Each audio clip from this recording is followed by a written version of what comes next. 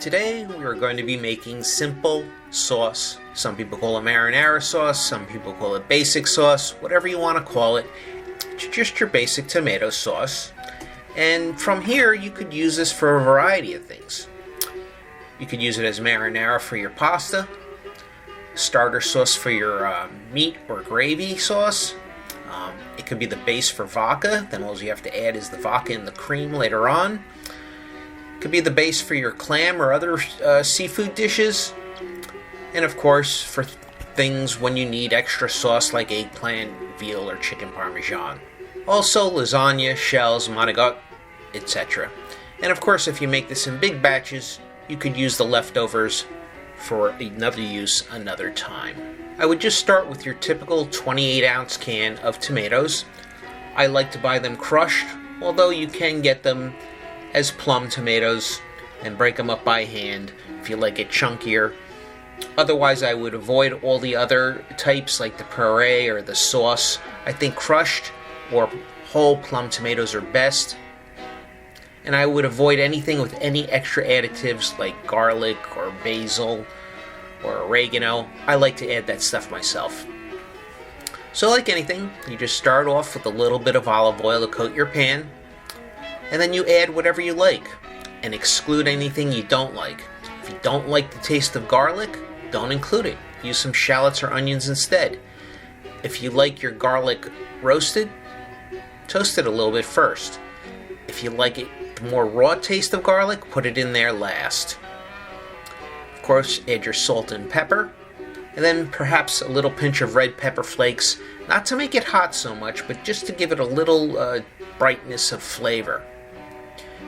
People that don't like hot things will probably not even notice it. And sure, you could even put an anchovy in here. Again, people won't notice it. It's just to give it an extra depth of flavor.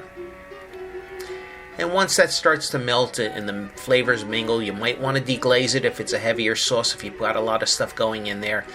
Burn all the wine off, and then add your tomatoes.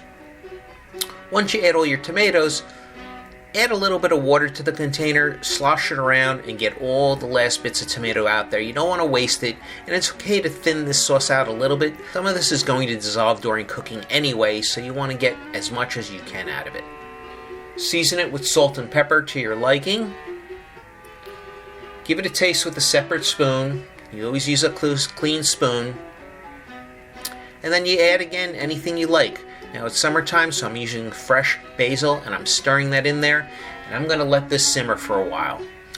Depending on how you like it done, you could just simmer this for a few minutes, or you could simmer this for close to an hour. I like my marinara sauce fairly fresh, so I'm probably not going to give this more than 20 minutes. Then I'm going to let it cool down, and I'm going to jar it and save the leftovers, or I'm going to add it to the pan and add my pasta or whatever else I'm cooking. One 28-ounce can should give you enough for about 12 servings. It all depends. You could experiment with things that are sweet, like sweet onions or shredded carrot. If you're going to add oregano, typically that's more for eggplant parmesan or pizza sauce. Again, there are no rules. You just add whatever you like and exclude whatever you don't like. It's that simple, and you did this in less than a half hour. And it could be vegetarian if you wish it to be. Enjoy. Bon appetit.